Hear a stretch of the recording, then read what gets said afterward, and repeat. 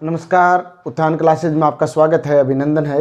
और अपनी जो क्लासेज चल रही हैं 1857 की क्रांति के कारण चल रही हैं अभी। और मैंने जो कहा था पहले भी कि अभी जो 1857 की क्रांति के कारण चल रही हैं, यही अपन पहले क्लास इसकी बनाएंगे। जो टॉपिक ख़त्म होने के बाद अपने राजस्थान की कला और संस्कृति का जो अपना टॉपिक चल रहा है, लोक नाट्य और लोक नृत्य, उसको कंप्लीट करने के बाद मूल अधिकार का जो टॉपिक कर रहा है उसको कंप्लीट करेंगे। कितनी क्लासों में कंप्लीट होता है ये मेरे हिसाब से आज कारण ख़त्म हो जाएंगे। उसके बाद 2 क्लासें या 3 क्लासों में 1857 की क्रांति ख़त्म हो जाएगी। 5 या 6 क्लास से, क्योंकि छोटे क्लासें बनती हैं तो 5 या 6 क्लास तो बननी स्वाभाविक है ना। तो अपने बिना कुछ समय गवाए पढ़ लेते हैं। और क्योंकि छोटी क्लास है, इसमें बातें करेंगे तो अपने पास समय वैसे ही निकलेगा। तो आप नोट्स बनाते रहिए साथ साथ में और अपन पढ़ते रहेंगे। तो 1857 की क्रांति में अपन ने पहले पढ़ लिया, आर्थिक कारण पढ़ लिया।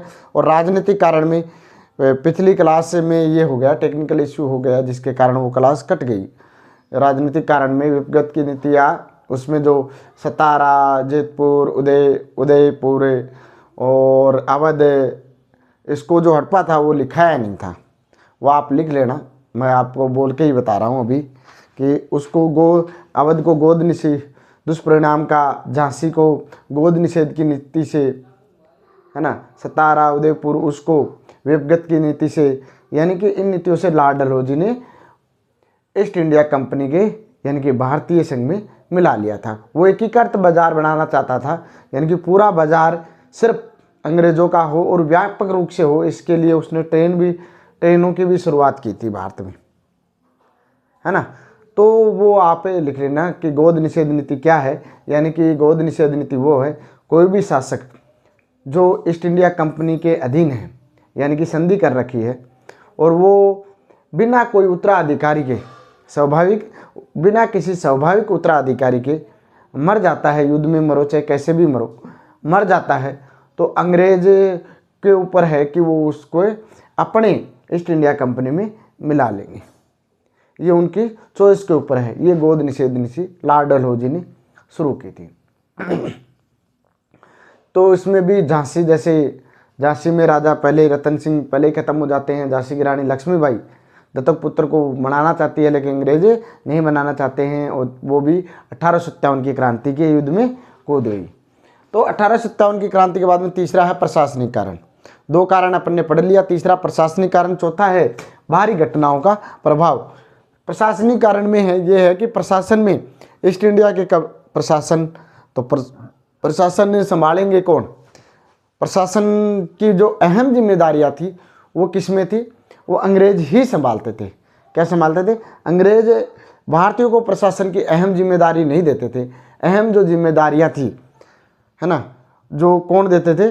कौन ही रखते थे? अंग्रेज ही रखते थे। जिसके कारण भी यहाँ क्या हुआ, भारतीयों में क्या हो गया, असंतोष की भावना व्यक्त हो गई। और जब अंग्रेज या प्रशासन में किसी का मुकदमा दड़ा, कैसे भी कार्य करवाने, उसमें अंग्रेज भारतीयों से पैसे लेकर उनके कार्य करते थे। तो यानी कि व्याप्त भ्रष्टाचार था। उस भ्रष्टाचार से जनता त्रस्त थी, जिसके कारण जनता ने 1857 की क्रांति में विद्रोह में भाग लिया। दूसरा है कि भारतीय की नज़र में जो ब्रिटिश शासन है, भला अपने ऊपर शासन कर रहे हैं, भारतीय ये सोचते हैं कि ये शासन अपने ऊपर विदेशी कर रहे हैं। तो राष्ट्रीयता की भावना के आधार पर भी उन्होंने क्या किया, 1857 की क्रांति में भाग लिया।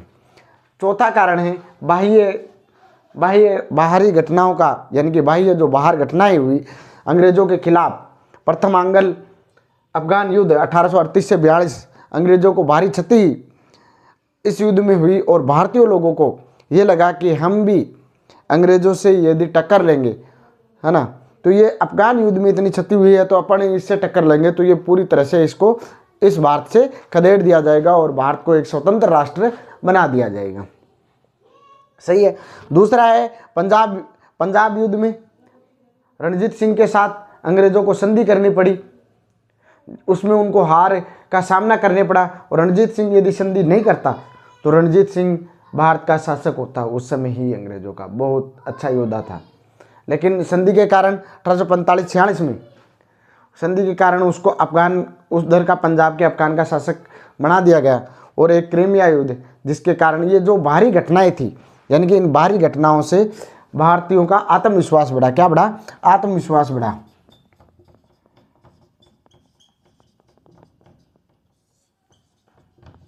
अंग्रेजों के खिलाफ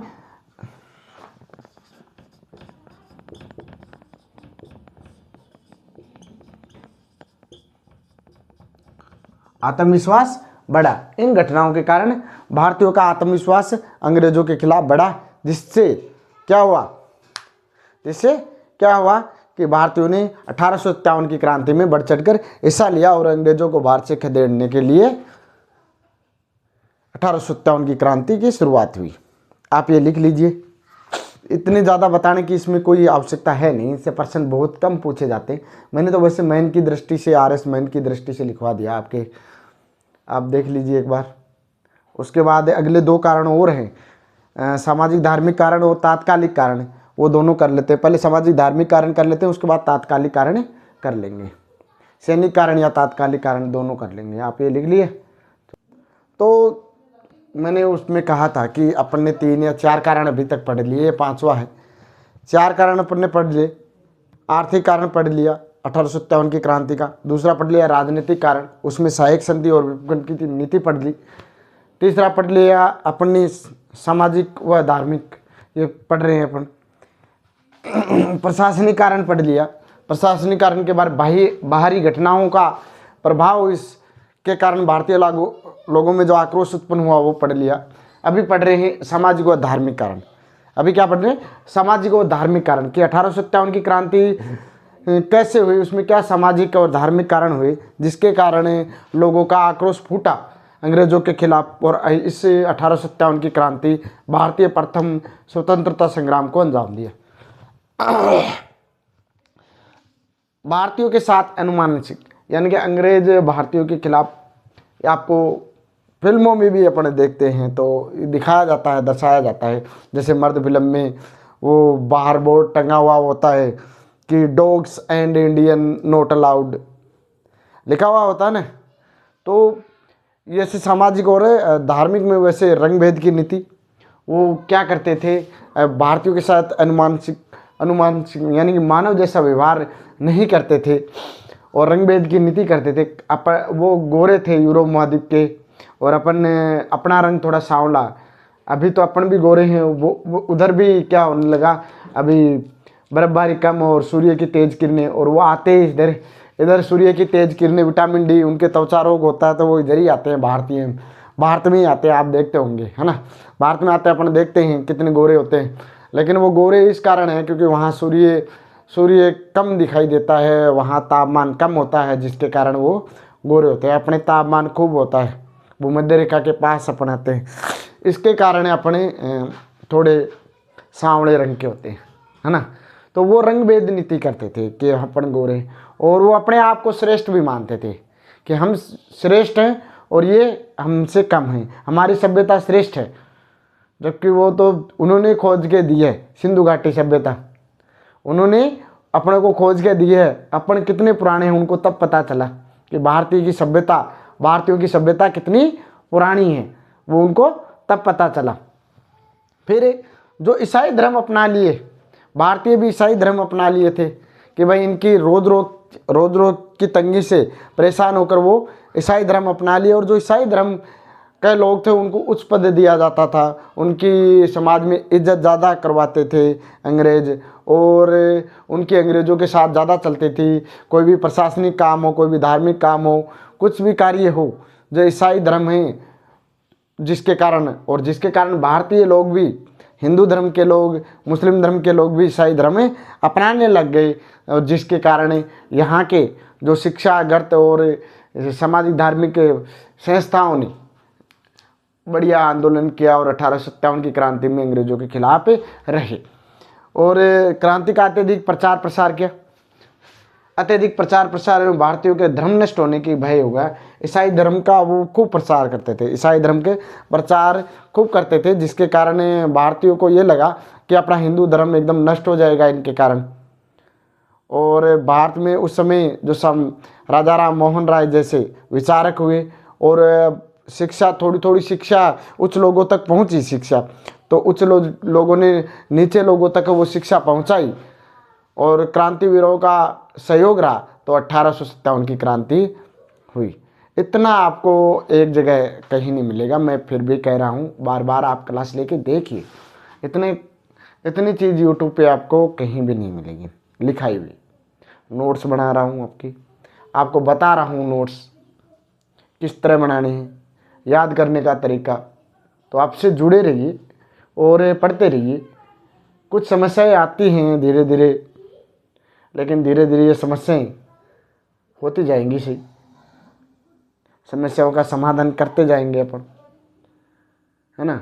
तो आप ये लिख लीजिए। इसके बाद अपन लिखते हैं तात्कालिक कारण, और इसका प्रसार कैसे हुआ, तात्कालिक कारण में मंगल पांडे ने कैसे विद्रोह किया, वो अपन पढ़ते हैं। आप एक बार ये लिख लीजिए कि इसमें है सामाजिक धार्मिक कारण में भारतीयों के साथ अमानुषिक व्यवहार, यानी कि मनुष्य जैसा व्यवहार नहीं करना, रंग भेद की नीति, काले और गोरे में भेद, एवं भारत गुलामी की जंजीरों में बैठा हुआ था और उस गुलामी को तोड़ने के लिए, और धार्मिक सामाजिक आर्थिक सभी रूप से गुलाम था, उस गुलामी को तोड़ने के लिए भारतीयों में आक्रोश पैदा हुआ और 1857 की क्रांति उत्पन्न हुई। अंग्रेज खुद को श्रेष्ठ एवं भारतीयों को हीन समझते थे, वो अपनी सभ्यता को श्रेष्ठ और भारतीय लोगों को हीन समझते थे, इसलिए भारतीय लोगों ने उनका धर्म अपनाना, ईसाई धर्म में पद का आधार बनाया गया कि जिसके पास ईसाई धर्म है उसको आसानी से पद मिल जाता था, आसानी से नौकरी मिल जाती थी, आसानी से जीवन यापन, अंग्रेज उसको कम उसको तंग नहीं करते थे, जबकि हिंदू धर्म और मुस्लिम धर्म के लोगों से लगान उसको ज़्यादा तंग किया जाता था प्रशासनिक दृष्टि से भी, है ना। तो इसलिए लोगों ने ईसाई धर्म की ओर जाना प्रारंभ कर दिया, जिससे हिंदू जो संस्थाएं थी, हिंदू धर्म खतरे में आ गया, ये लोगों ने सोचा और ये आक्रोश उत्पन्न हुआ। ठीक है, आप लिख लीजिए।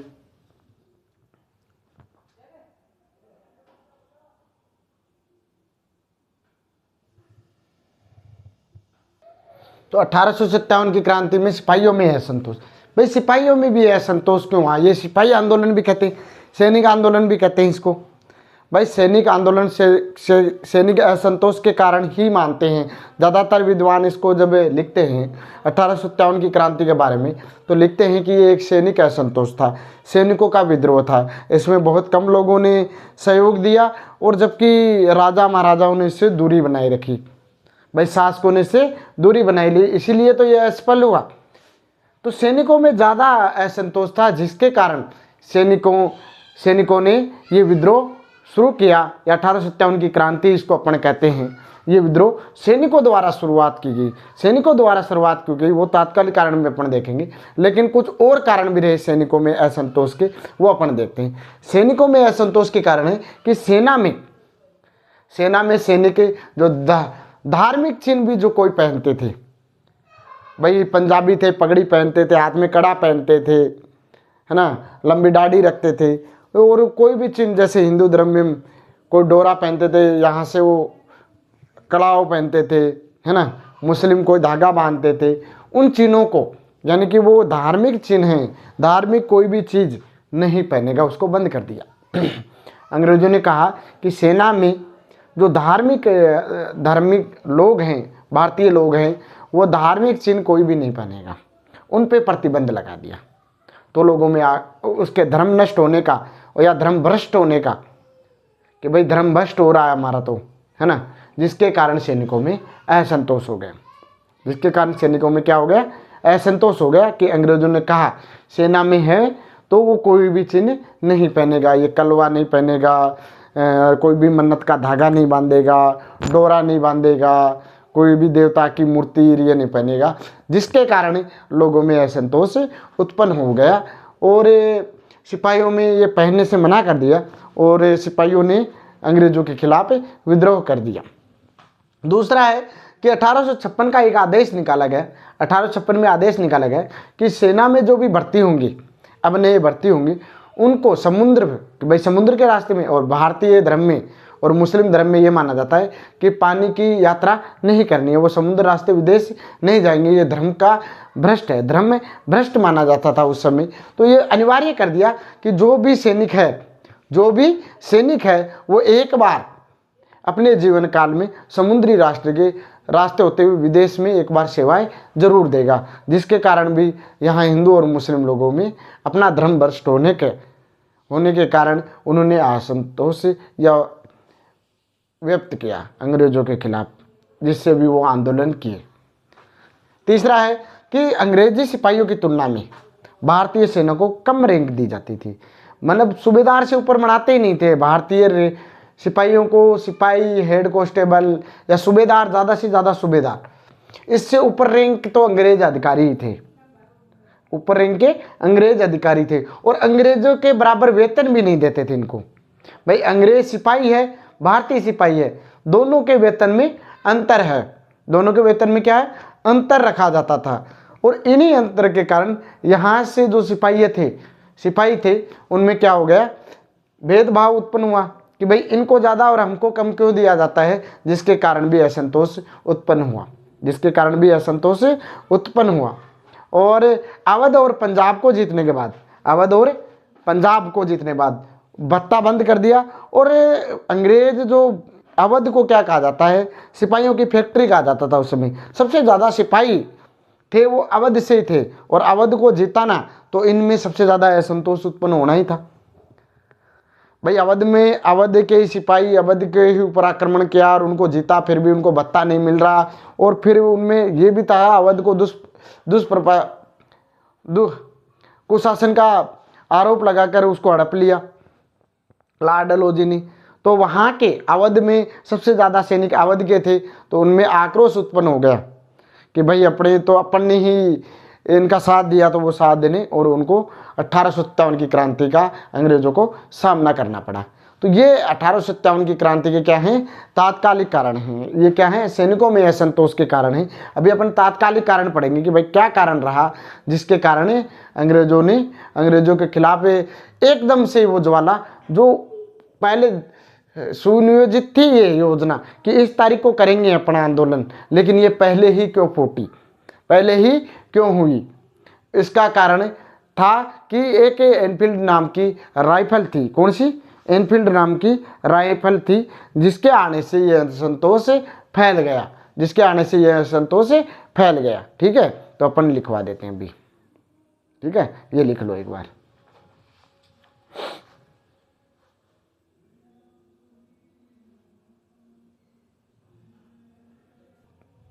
तो 1857 की क्रांति के तात्कालिक कारण था, यानी कि किस कारण ये अचानक से फूटी। भाई तात्कालिक कारण वही होता है कि जो अचानक से क्यों उत्पन्न हुई। तो उत्पन्न होने का प्रमुख कारण था कि 1857 की क्रांति में सैनिकों द्वारा पहले, यानी कि 1856 से पहले एक ब्राउन बेस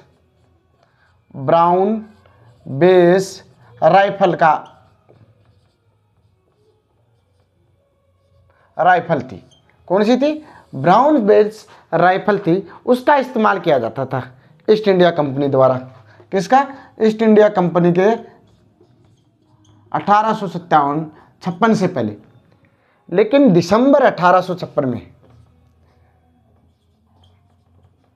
लेकिन कभी दिसंबर 1856 में ब्राउन बेस के स्थान पर, किसके स्थान पर?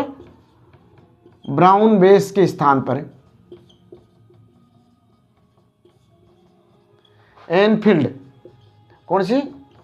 एनफील्ड P53 राइफल आ गई।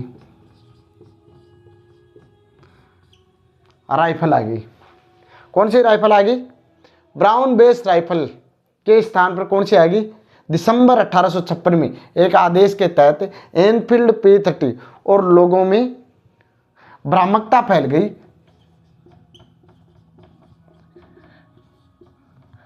कि आई थी, इस्तेमाल होनी नहीं हुई, कि मान लो ब्राउन बेस राइफल ऐसी थी, ये राइफल है, मान लो ब्राउन बेस बना देता हूँ अभी, ये इधर से ये घोड़ा है ना,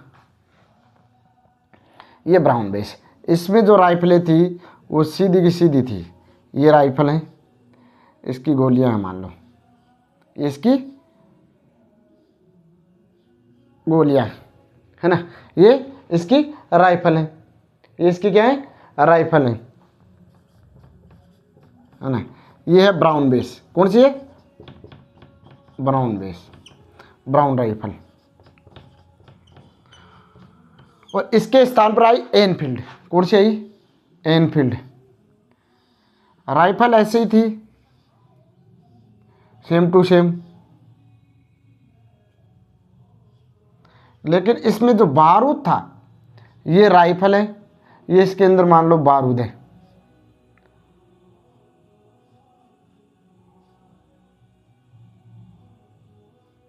ना। लेकिन इसके ऊपर जो कवर था, ऊपर इसके क्या था, कवर था, इसके ऊपर क्या था, कवर था, ये गाय और सूअर की चर्बी युक्त कवर था इसके ऊपर। बोलते थे कि इसके ऊपर जो कवर था वो गाय और सूअर की चर्बी से बना है, और उसको दांतों से निकाल कर क्या करना है, राइफल के अंदर देना है। किसके अंदर, राइफल के अंदर देना है। ये कौन सी है, एनफील्ड। कौन सी है ये, एनफील्ड P53। तो इसको फाड़ कर इसके अंदर यदि डालना है, यहाँ मान लो यहाँ डालना है इसको, राइफल को, इसको यहाँ डालना है, ये सीधी सीधी डाली, चल गई। इसको यहाँ से उठाया सीधी, यहाँ इसको पहले दांतों से खोलना पड़ता था और फिर इसके अंदर डालना पड़ता था। तो हिंदू धर्म और मुस्लिम धर्म दोनों लोग, हिंदू के लिए गाय पवित्र है और मुसलमानों के लिए सूअर पवित्र है। तो दोनों लोग इसके विरुद्ध हो गए, दोनों लोग इसके विरुद्ध हो गए और कहा कि ये तो हमारे धर्म को नष्ट करने की बात हो गई, धर्म को नष्ट करने की बात हो गई। और जिसके कारण ये क्रांति अचानक से फूट पड़ी, जिसके कारण ये क्रांति अचानक से फूट पड़ी। तो ये हुए 1857 की क्रांति के कारण। अब अपन जल्दी जल्दी और बड़ी बड़ी क्लासों में एक साथ एक एक टॉपिक को करते जाएंगे, या दो क्लासों में या 3 क्लासों में 1857 की क्रांति पूरी कर लेंगे। अभी आप 1857 की क्रांति के कारण अपने ख़त्म हो चुके हैं, ठीक है। और आप उत्थान क्लासेस के साथ जुड़े रहिए और बेहतर ढंग से पढ़ते रहिए। अपन कल प्रारंभ और विस्तार इसका पढ़ेंगे और आप जुड़ेंगे, बेहतर लगेगा आपको। यदि क्लास अच्छी लगती है तो लाइक करें, शेयर करें और सब्सक्राइब करें और क्लासों को देखते रहिए निरंतर। अभी एक टॉपिक कंप्लीट होने के बाद दूसरा टॉपिक दूसरे सब्जेक्ट का, यानी कि राजस्थान की कला और संस्कृति का पूरा टॉपिक एक साथ पढ़ाएंगे तो मज़ा होगा। मैं भी ये चाहता हूँ कि एक साथ पढ़ाऊँ तो सही लगे, अलग अलग नहीं कि एक दिन ये पढ़ाए, एक दिन वो पढ़ाए, एक दिन वो। मैं चाहता हूँ कि एक एक दिन एक ही क्लास आएगी, समय का अभाव है इसलिए। और आप मेरे साथ जुड़े रहिए तो मनोबल बढ़े रहेगा। इसके साथ धन्यवाद, नमस्कार। आप लिख लीजिए ये तात्कालिक कार्य। कल पढ़ेंगे इसका प्रारंभ और 1857 की क्रांति का प्रारंभ और विस्तार, कहाँ से कैसे इसका प्रारंभ होता है और कैसे धीरे धीरे विस्तार और उसके स्थान अपने पढ़ेंगे, ठीक है। धन्यवाद, नमस्कार।